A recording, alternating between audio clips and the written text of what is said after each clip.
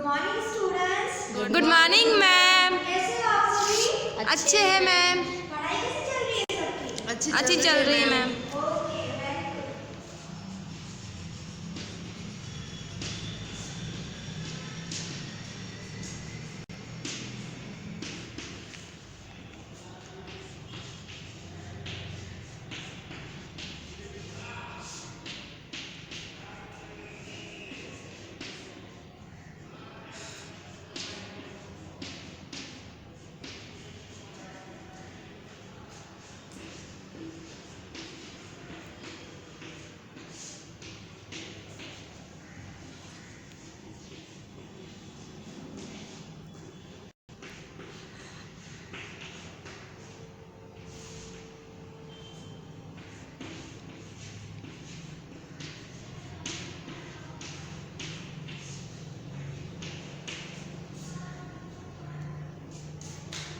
तो आज हम सभी अर्थशास्त्र विषय में अध्ययन करेंगे। तो जो भी इसके इम्पोर्टेंट पॉइंट्स होंगे आप उसे अपनी नोटबुक में नोट करते जाइएगा। Okay ma'am. अच्छा बच्चों, तो अभी मैं आपसे कुछ क्वेश्चन करूँगी तो उसके आप आंसर देने का प्रयत्न कीजिएगा। ओके, तो बताइए ये तस्वीर किसकी है? गांधी जी की। Very good. गांधी जी का जन्म कहाँ हुआ था? गुजरात के पोरबंदर जिले में। महात्मा गांधी जी का मूल नाम बताइए। महात्मा गांधी का मूल नाम मोहनदास करमचंद गांधी है। Very good. गांधी जी की विचारधारा के मुख्य केंद्र बिंदु कौन से हैं? गांधी जी की विचारधारा के मुख्य केंद्र बिंदु सत्य और अहिंसा है। Very good. गांधी जी के आर्थिक, सामाजिक और राजनीतिक जीवन से संबंधित विचारों को क्या कहते हैं? गांधीवाद। Very good. थोरो के किस विचार को गांधी जी ने अपनाया था? सादा जीवन उच्च विचार। Very good. गांधी जी ने अपने जीवन में किस से अधिक महत्व दिया है? सत्य को। Very good. आप सभी ने अच्छे आंसर दिए हैं। तो आज हम गांधी जी के आर्थिक, जो मुख्य आर्थिक विचार है उनका अध्ययन करेंगे। Okay ma'am. ओके। तो गांधी जी के मुख्य आर्थिक विचार सर्वोदय, श्रम का गौरव, यंत्रों के उपयोग, विकेंद्रित अर्थव्यवस्था, सादगी और अपरिग्रह, ये पांचों गांधी जी के मुख्य आर्थिक विचार हैं जो गांधी जी ने अपने जीवन काल में जो भी सत्य, अहिंसा और सभी विचारों को लेकर के जो भी महान कार्य किए, महान विचार हमें व्यक्त किए हैं, वो सभी गांधी जी के मुख्य विचार कहलाते हैं। और उन सभी में सर्वोदय, श्रम का गौरव, यंत्रों के उपयोग, विकेंद्रित अर्थव्यवस्था, सादगी और अपरिग्रह, ये सभी गांधी जी के मुख्य आर्थिक विचारों के रूप में जाने जाते हैं। और गांधी जी ऐसा मानते थे कि पूंजीवादी या समाजवादी आर्थिक पद्धति कभी भी भारत की आर्थिक समस्याओं का हल नहीं कर सकती, क्योंकि पूंजीवाद और समाजवादी आर्थिक पद्धति में सिर्फ पैसा माना जाता है, सिर्फ पैसे को ही महत्व दिया जाता है। उसमें व्यक्तिगत रूप से किसी का पोषण नहीं होता, किसी के बारे में विचार नहीं किया जाता, इसलिए ये आर्थिक समस्याओं का हल नहीं कर सकती। इसलिए उन्होंने पश्चिम की संस्कृति पूंजी संचालित उत्पादन पद्धति और यंत्रों का अधिक उपयोग करने का विरोध दर्शाने के साथ ही भौतिकवादी जीवन दृष्टि, कौन सी जीवन दृष्टि? भौतिकवादी जीवन दृष्टि के सामने वैकल्पिक आर्थिक विचार प्रस्तुत किए हैं, जो कि सर्वोदय, श्रम का गौरव, यंत्रों के उपयोग, विकेंद्रित अर्थव्यवस्था और सादगी और अपरिग्रह जैसे उनके मुख्य आर्थिक विचार है। तो अब हम गांधी जी का सबसे प्रथम आर्थिक विचार सर्वोदय के बारे में विस्तृत से चर्चा करेंगे। तो गांधी जी का सबसे पहला सर्वोदय। तो सर्वोदय में गांधी जी सबसे पहले ये कहते हैं कि हिंसा मुक्त समाज की स्थापना, हिंसा मुक्त समाज जिसमें कोई भी किसी के भी प्रति हिंसा ना रखे, सभी एक साथ मिलकर, एक साथ जुड़कर रहे, कोई भी किसी का शोषण ना करे। इसलिए गांधी जी ने हिंसा मुक्त समाज की कल्पना की है।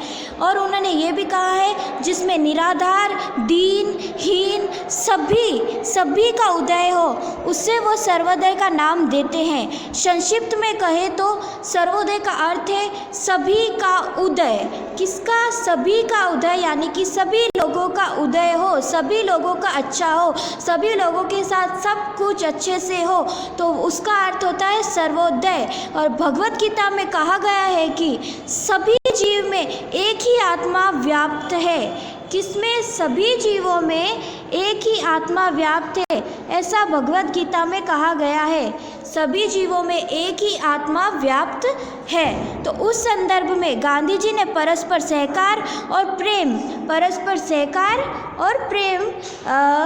रखने को कहा है, जिसमें गांधी जी कहते हैं कि इच्छा रहित समाज होना चाहिए, अर्थात कि सर्वोदय समाज को सिद्ध करने के लिए गांधी जी ने उसमें संगम को एक आवश्यक शर्त बताया है, जिसमें इच्छा रहित का उन्होंने महत्वपूर्ण सिद्धांत दिया है कि किसी की भी कोई भी इच्छा न हो, सभी एक प्रकार से सभी अपना अपना ना सोचे, बल्कि औरों के बारे में भी सोचे, मात्र स्वयं के बारे में ही ना सोचे।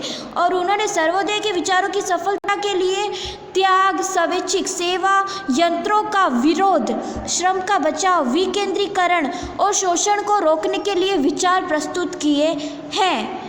और उन्होंने कहा है कि उद्योगों और यंत्रों से कुछ लोग धनी बन जाए, यह परिस्थिति गांधी जी को बिल्कुल स्वीकार्य नहीं थी। उनको ये बिल्कुल सही नहीं लगा कि है ना, उद्योग और यंत्रों से मात्र कुछ ही लोग धनिक बने। वो चाहते थे कि हमारे देश में सभी लोगों का, समग्र समाज का कल्याण हो, मात्र कुछ ही लोगों का कल्याण ना हो। तो श्रम से समस्त मानव जीवन का कल्याण हो, ये उनका महत्वपूर्ण लक्ष्य था।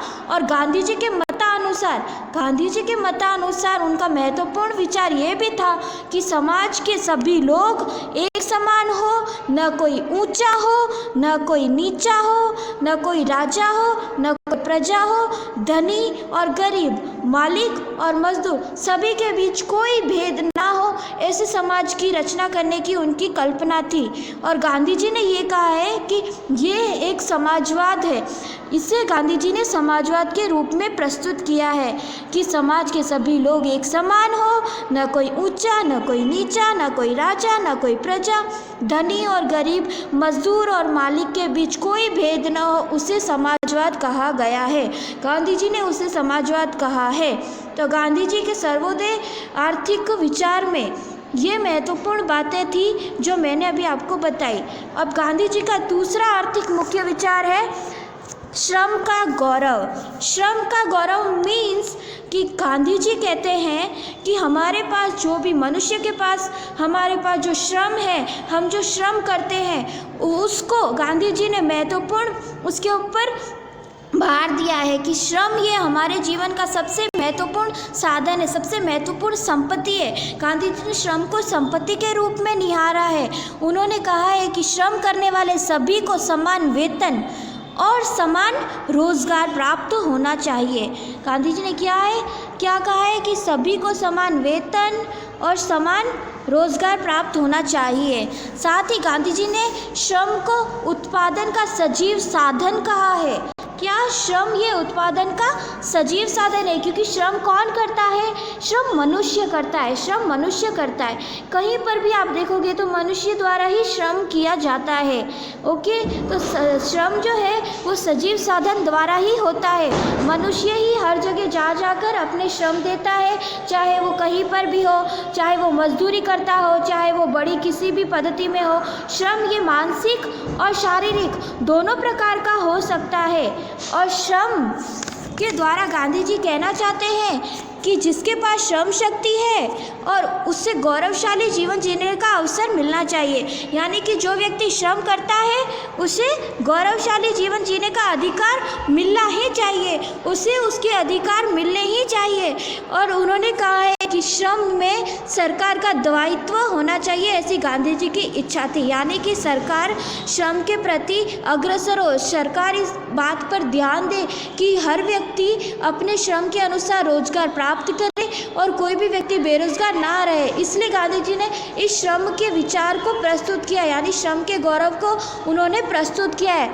तो गांधी जी ने श्रम और श्रम के गौरव को इच्छनीय नियम के रूप में माना है।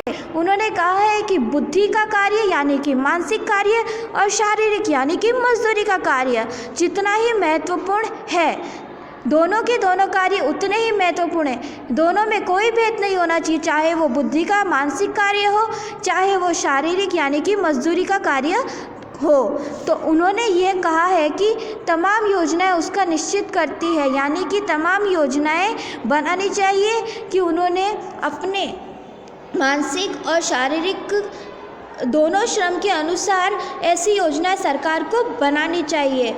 लेकिन उनका आग्रह ये था कि प्रत्येक मनुष्य को अपने शरीर द्वारा मजदूरी करना चाहिए। या उन्हें सिर्फ मतलब ये नहीं कि मानसिक कार्य करो, बड़े बड़े ओहदे प्राप्त करो। मनुष्य अगर जीवित है, उसके पास इतना श्रम है, यदि उसका शरीर उतना उसका साथ देता है तो उसे अपने शरीर का लाभ उठाना चाहिए और शारीरिक श्रम करने का कर्तव्य करना चाहिए। किसी भी व्यक्ति को बेरोजगार नहीं रहना चाहिए। इसके प्रति गांधी जी ने सरकार को के दायित्व के लिए आग्रह किया है तथा गांधी जी ने कहा है कि बुद्धि और शारीरिक कार्य दोनों ही महत्वपूर्ण है। आज श्रम की प्रतिष्ठा और गौरव घटा है क्योंकि सभी लोग आगे मानसिक कार्य की ओर दौड़े जा रहे हैं। अंधाधुंध हो रही है किसकी तरफ?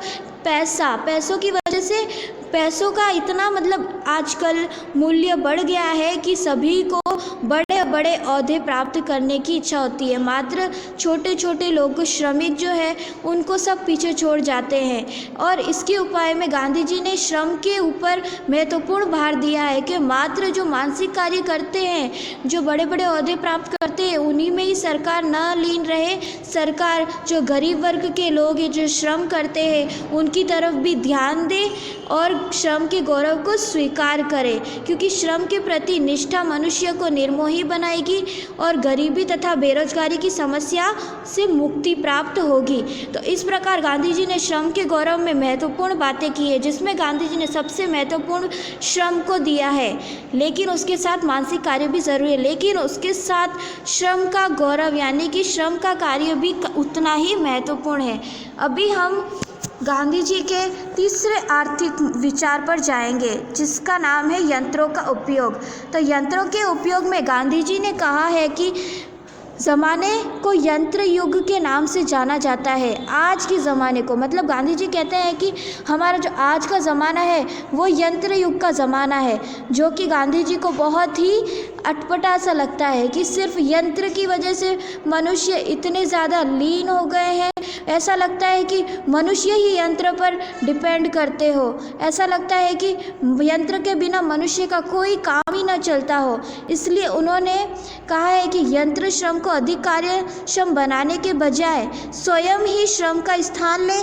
ये बात गांधी जी स्वीकार करते हैं कि गांधी जी कहते हैं कि है ना, यंत्र को ही हम क्यों ध्यान दें, हम अपने ही खुद के ही श्रम द्वारा अपना कार्य पूर्ण कर सके, इतनी हम में क्षमता होनी चाहिए। गांधी जी कहते हैं कि यंत्रों के अंधाधुंध और बेहिसाब उपयोग यानी यंत्रों का अधिक से अधिक उपयोग करने से ऐतराज़ बताया है उन्होंने।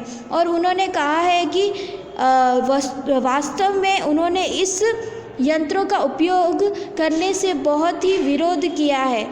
और उन्होंने बताया है कि मानव जाति तथा दरिद्र नारायण यानी कि उन्होंने बताया है कि श्रम का गौरव सबसे पहले बताया है उन्होंने प्राथमिक और सादे यंत्रों का उपयोग करना चाहिए। गांधी जी मानते, गांधी जी के विचारधारा के अनुसार हमें किन किन यंत्रों का किस प्रकार से उपयोग करना चाहिए, इसमें गांधी जी ने इसकी महत्वपूर्ण चर्चा की है। तो सबसे पहले प्राथमिक और सादे यंत्र का हमें आग्रह करना चाहिए। उन्होंने महत्वपूर्ण बात बताइए कि हमें सादे यंत्र, आप तस्वीर में देख सकते हैं पास वाली में कि किस प्रकार से जैसे सिलाई मशीन और ये कारखाने में छोटे छोटे यंत्रों के द्वारा हमें हमारी चीज़ें बनानी चाहिए। हमें पूरा का पूरा यंत्रों पर निर्भर नहीं होना चाहिए। इसलिए गांधी जी ने सादे और प्राथमिक यंत्रों का आग्रह किया है। फिर गांधी जी कहते हैं कि अत्यंत आधुनिक यंत्रों का विरोध, गांधी जी अत्यंत आधुनिक यंत्रों का विरोध करते हैं, क्योंकि अत्यंत आधुनिक यंत्र मनुष्य को ही श्रम विहीन बना देते हैं। मनुष्य में कोई श्रम करने की क्षमता नहीं रहती है, मात्र बुद्धि नहीं। हमें श्रम यानी कि शारीरिक कार्य भी करना चाहिए, जिससे हमारे शरीर का हलन चलन हो और हमारा शारीरिक स्वास्थ्य एकदम बढ़िया रहे, एकदम अच्छे रहे, हम फिट एंड फाइन रहे। इसलिए उन्होंने मात्र यंत्रों का उपयोग करने से हमें मना किया है। उन्होंने कहा है कि मानव का स्थान लेने वाले यंत्र ये मनुष्य को ही बेरोजगार बना देते हैं, और हमारी तो जनसंख्या, भारत देश की जनसंख्या अत्यंत बढ़ती ही जाती है, तो इसमें बहुत सारे लोग तो बेरोजगार रह जाएंगे। इसलिए उन्होंने यंत्रों का अत्यधिक उपयोग करने से मना किया है, और इसलिए उन्होंने बोला है कि ज़्यादा से ज़्यादा श्रम को महत्व दिया जाए, मात्र यंत्रों के ऊपर निर्भर न रहा जाए। और गांधी जी कहते हैं कि यंत्रों का उपयोग समस्त मानव जीवन और विशेष करके दरिद्र नारायण का कल्याण हो सके, यानी कि जो समाज के गरीब वर्ग के लोग हैं, जो कि झोपड़पट्टी विस्तार में रहते हैं, स्लम्स एरिया में मीन्स, तो ऐसे लोग जो हैं वो बहुत गरीब होते हैं, वो पढ़ाई लिखाई भी नहीं कर पाते हैं, तो ऐसे लोगों के बच्चे भी नहीं पढ़ पाते हैं, तो इसलिए ऐसे लोग क्योंकि बच्चे भी जल्दी से काम पर जाना स्टार्ट कर देते हैं, शुरू कर देते हैं, तो ऐसे लोगों के लिए श्रम का गौरव यानी कि श्रम को भी महत्व देना चाहिए, और श्रम को अधिक महत्व देने के साथ ही श्रम का कार्य में सरकार को भी दायित्व निभाने चाहिए और श्रम करना चाहिए। गांधी जी कहते हैं कि समस्त समाज का लाभ हो ऐसा श्रम होना चाहिए, जिसमें यंत्रों के समय, श्रम और पूंजी की बचत हो, तो उसका उपयोग व्यक्ति अधिक लाभ हेतु नहीं बल्कि समस्त समाज के लाभ हेतु करे। यानी कि जो व्यक्ति अत्यधिक अमीर है, यंत्रों का उपयोग करके बहुत अच्छे से अपना कार्य करते हैं, उन्हें लाभ प्राप्त होता है, तो वो केवल खाली उनके लिए ही ना हो, वो थोड़ा थोड़ा लाभ अपने लाभ का हिस्सा अपने श्रमिक कार्य को, अपने श्रम को लगाकर श्रमिकों को उसमें से थोड़ा थोड़ा हिस्सा प्रदान करे, जिससे समस्त समाज का कल्याण होगा। तथा गांधी जी कहते हैं कि यंत्रों का कारण संपत्ति का विकेंद्रीकरण होता है। तो यंत्रों के जो कारण संपत्ति का विकेंद्रीकरण होता है, जिसमें गांधी जी ने शोषण रहित समाज की स्थापना की है। गांधी जी ने यंत्रों का विकेंद्रीकरण को करने को कहा है, लेकिन यदि सत्ता का संपत्ति का केंद्रीकरण हो तो उससे समाज का शोषण होता है, और समाज का शोषण गांधी जी को बिल्कुल ही असहनीय था। इसलिए गांधी जी ने संपत्ति का विकेंद्रीकरण करने को महत्व दिया है, विकेंद्रीकरण करने पर जोर दिया है। तथा गांधी जी कहते हैं कि यंत्र मनुष्य के लिए है, मनुष्य यंत्र के लिए नहीं है। इसीलिए मनुष्य को मात्र यंत्र पर निर्भर नहीं रहना चाहिए, मनुष्य को अपने शारीरिक श्रम द्वारा, अपनी बुद्धि द्वारा, अपने खुद के श्रम द्वारा आगे बढ़ना चाहिए, ना कि यंत्रों के उपयोग के द्वारा। इस प्रकार गांधी जी ने यंत्रों के उपयोग के लिए महत्वपूर्ण विचार प्रस्तुत किए, जिसमें गांधी जी ने ये एक महत्वपूर्ण भार दिया है कि हमें मात्र यंत्रों पर ही निर्भर नहीं रहना चाहिए। आधुनिक युग में मात्र यंत्रों के उपयोग से ही व्यक्ति आगे बढ़ता जा रहा है, लेकिन ऐसा नहीं होना चाहिए। श्रम का भी महत्व उतना ही है जितना यंत्रों का। तो गांधी जी ने अब हम गांधी जी के चौथे आर्थिक विचार विकेंद्रित अर्थव्यवस्था के बारे में जानेंगे। गांधी जी ने विकेंद्रित अर्थव्यवस्था के बारे में बताया है कि विकेंद्रित अर्थव्यवस्था का अर्थ उन्होंने बताया है कि एक तो आर्थिक सत्ता का केंद्रीकरण कुछ लोगों के हाथ में होने की बजाय विशाल जनसमूह के बीच व्यापक स्तर पर विपरीत होनी चाहिए। कि उन्होंने ये बताया है कि हमारे भारत देश में ऐसी अर्थव्यवस्था होनी चाहिए जो कि विकेंद्रीकरण होनी चाहिए, जिसमें जनसमूह व्यापक स्तर पर अपने अपने श्रम कार्य द्वारा अपना कार्य पूर्ण कर सके।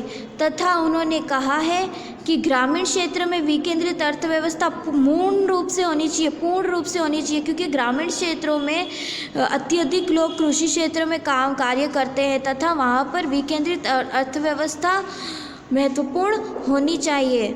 अर्थात गांधी जी कहते हैं कि अधिकांशतः पूंजी प्रधान उद्योग और सत्ता के केंद्रीकरण से सर्जित समस्याओं के संदर्भ में गांधी जी ने अपने विकेंद्रीकरण सिद्धांत की चर्चा की है, जिसमें उन्होंने मुख्य रूप से चरखा और खादी कार्यक्रम, आप देख सकते हैं इस चित्र में गांधी जी ने चरखा और खादी कार्यक्रम यानी कि खादी बनाने का कार्यक्रम उन्होंने, तो गांधी जी ने ये कहा, इसमें आप देख भी सकते हैं कि सादे यंत्र का उपयोग किया। हमने पहले ही इसके आगे वाले पॉइंट में देखा था, यंत्रों के उपयोग में सादे और प्राथमिक यंत्रों का गांधी जी ने उपयोग करने को कहा है। तो गांधी जी स्वयं भी ऐसे सादे यंत्र और का उपयोग करते हुए नज़र आ रहे हैं। तो गांधी जी का मेन मोटिव यही था कि मनुष्य अपने खुद के श्रम द्वारा ही अपना कार्य करे, यंत्रों पर निर्भर ना रहे और अर्थव्यवस्था विकेंद्रीकरण हो, केंद्रीकरण न हो, इस पर गांधी जी ने भार दिया है।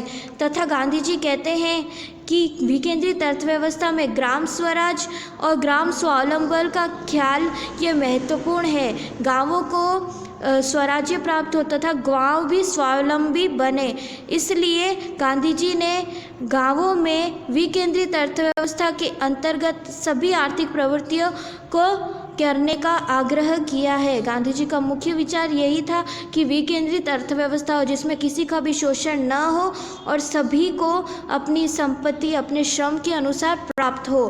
तथा गांधी जी का अंतिम आर्थिक विचार है सादगी और अपरिग्रह। सादगी और अपरिग्रह में गांधी जी ने सबसे पहले अपरिग्रह की हिमायत की है, यानी कि आवश्यकता से अधिक किसी का उपयोग न करें, न रखना न खाना। हमारे पास जितना मतलब होना चाहिए, हमें जिस वस्तु की जितनी आवश्यकता है हम उसका उतना ही उपयोग करें, उसे अपने पास ज़्यादा ना रखें और अपने लिए ही मात्र ना रखें। और सादगी यानी कि गांधी जी, आप जानते हैं गांधी जी का महत्वपूर्ण विचार तो आपने ये सुना ही होगा, सादा जीवन उच्च विचार, जो कि गांधी जी ने थोरों की प्रेरणा से लिया था। और गांधी जी इस विचार पर अत्यंत ही निर्भर थे, इस विचार का ही आचरण करते थे। और गांधी जी सत्य और अहिंसा का भी आचरण करते थे। आप सभी जानते गांधी जी ये नैतिक मूल्यों का भी आग्रह करते तथा गांधी जी इतने सत्य से परिपूर्ण थे, अहिंसा से परिपूर्ण थे तथा उनके विचारों में आप देख ही सकते हैं कि हमारे लिए उन्होंने अनेक प्रकार के कार्य किए। स्वतंत्रता के समय गांधी जी ने ही महत्वपूर्ण योगदान दिया था तथा उन्होंने हमारे समाज के लिए कई महत्वपूर्ण कार्य किए हैं। लेकिन उसके अतिरिक्त गांधी जी ने हमें कई महत्वपूर्ण विचार दिए, उनमें से सादगी और अपरिग्रह का विचार उनका महत्वपूर्ण है, जिसमें मनुष्य के नैतिक मूल्य, आज उन्होंने बताया कि मनुष्य आज नैतिक मूल्यों को भूलकर समृद्धि की ओर दौड़ रहा है। उसे मात्र पैसा ऐसा ही मतलब लगता है, उसे सिर्फ पैसों से ही मतलब रह गया है। उसे अपनी खुद की जो पर्सनल लाइफ है, जो मन की सुख की शांति है, उसे उसका कोई भान ही नहीं है, वो सिर्फ अपना पैसा कमाने में लगा हुआ है। इसलिए गांधी जी मानव की कम नसीबी के कारण बताते हुए कहते हैं कि मनुष्य की कम नसीबी के 3 कारण हैं। निरंतर बढ़ती आवश्यकता है, यानी कि हमारी आवश्यकताएं निरंतर बढ़ती जाती है। आप सभी जानते हैं अर्थव्यवस्था में आपने पढ़ा ही होगा अर्थशास्त्र में कि मनुष्य की आवश्यकताएं अमर्यादित होती है। यदि उसकी एक आवश्यकता पूरी होती है तो उसे दूसरी पूरी हो तो तीसरी पूरी हो तो चौथी, उसकी आवश्यकताएं बढ़ती जाती है, यानी कि मनुष्य की आवश्यकताएं निरंतर बढ़ती जाती है। दूसरा है संकुल यंत्रों का बढ़ता उपयोग, यानी कि आप जानते ही हैं कि आधुनिक युग में यंत्रों का उपयोग अत्यधिक होता जा रहा है, जिसमें श्रम का गौरव तो समाप्त होता जा रहा है। तो गांधी जी ने अपनी मानव की कमनसीबी के कारण में इसे भी महत्वपूर्ण बताया है। इसे भी गांधी जी ने एक कमनसीबी का कारण बताया है, क्योंकि आज के युग में यंत्र का ही अधिक से अधिक उपयोग किया जाता है, श्रम तो मात्रहीन रह गए हैं। वितरण की प्रवर्तमान पद्धति में तो आप जानते ही होंगे कि संपत्ति का ये असमान वितरण होता है। आज के ज़माने में बहुत ही संपत्ति का केंद्रीकरण होने से उनका जो वितरण होता है वो केंद्रीकरण एक ही सत्ता के रूप में हो जाता है और गरीब रह जाते हैं और अमीर होते जाते हैं। तो वितरण की प्रवर्तमान पद्धति पर गांधी जी ने भार दिया है कि ये नहीं होना चाहिए, ये तीनों चीज़ें मानव की कमनसीबी है, इसका गांधी जी ने विरोध किया है। तथा गांधी जी कहते हैं कि मानव अपने ही सुख यानी कि उसके खुद के मन के सुख से ही खुश रह सकता है, न कि उसके पैसा वगैरह इन सब संपत्ति आए तो वो खुश रहेगा, ऐसा नहीं मानते गांधी जी। इसलिए गांधी जी कहते हैं कि सादगीपूर्ण जीवन द्वारा सच्चे सुख का अनुभव ही ये हमारा सबसे महत्वपूर्ण है। और उनके अनुसार उनका कहना है कि सादगी के संदर्भ में वो कहते हैं कि सभी का पोषण हो, किसी का शोषण न हो। वो कहते हैं कि समाज में सभी का पोषण हो, किसी का शोषण न हो, यानी कि कोई भी जिसके पास अधिक संपत्ति है, जो अमीर वर्ग के लोग हैं, वो मात्र खुद में ही ना रहे, वो गरीबों का शोषण ना करे, सभी एक समान रहे, सभी समाज के एक ही लोग हैं। हमारा देश वो एक है, हमारा देश ये धार्मिक रूप से एक है, हमारा देश सभी के लिए एक समान है, देश के सभी लोग एक है, जिसमें कोई ऊंचा है न कोई नीचा है, न कोई गरीब है न कोई धनी है, न कोई मालिक है न कोई मजदूर है, न कोई राजा है और न ही कोई प्रजा है। इस प्रकार गांधी जी ने एक समाजवाद की रचना की है। गांधी जी ने अपने आर्थिक विचारों में महत्वपूर्ण 6 आर्थिक विचारों को बताया है, जिसमें गांधी जी महत्वपूर्ण विचार बताते हैं। अब मैं आपसे इसी के ऊपर से कुछ क्वेश्चन करूंगी, तो आप अपनी बुद्धि के अनुसार उनके आंसर देने का प्रयत्न, जो भी आपको समझ आया उसके आंसर देने का प्रयत्न कीजिएगा। तो सबसे पहले गांधी जी के मुख्य आर्थिक विचारों के नाम बताइए। हाँ, आप बताइए। सर्वोदय, श्रम का गौरव, यंत्रों का उपयोग, विकेंद्रित अर्थव्यवस्था और सादगी और अपरिग्रह। Very good. तो गांधी जी के मुख्य आर्थिक विचार है सर्वोदय, श्रम का गौरव, यंत्रों के उपयोग, विकेंद्रित अर्थव्यवस्था, सादगी और अपरिग्रह। सर्वोदय का अर्थ बताइए। सभी का उदय। हाँ, सभी का उदय। Very good. समाजवाद किसे कहते हैं? समाजवाद किसे कहते हैं? समाज के सभी लोग एक समान हो, न कोई ऊंचा हो न कोई नीचा, राजा एवं प्रजा, धनी और गरीब, मालिक और मजदूर के बीच कोई भेद ना हो, okay, very good, very good. यानी कि किसी के भी बीच कोई भेद ना हो, चाहे वो राजा हो, प्रजा हो, गरीब हो, धनी हो, मजदूर हो, मालिक हो, सभी एक समान हो, समाज में किसी के प्रति कोई भेद न रखा जाए, जिसे गांधी जी ने समाजवाद के रूप में निहारा है। श्रम उत्पादन का कैसा साधन है?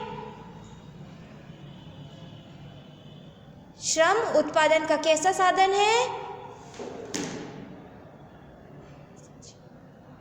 सजीव साधन है। Very good. गांधी जी किस प्रकार के यंत्रों का आग्रह करते हैं? गांधी जी किस प्रकार के यंत्रों का आग्रह करते हैं?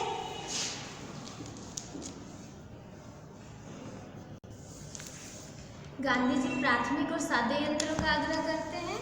Very good. गांधी जी हमेशा किस सूत्र का आचरण करते थे?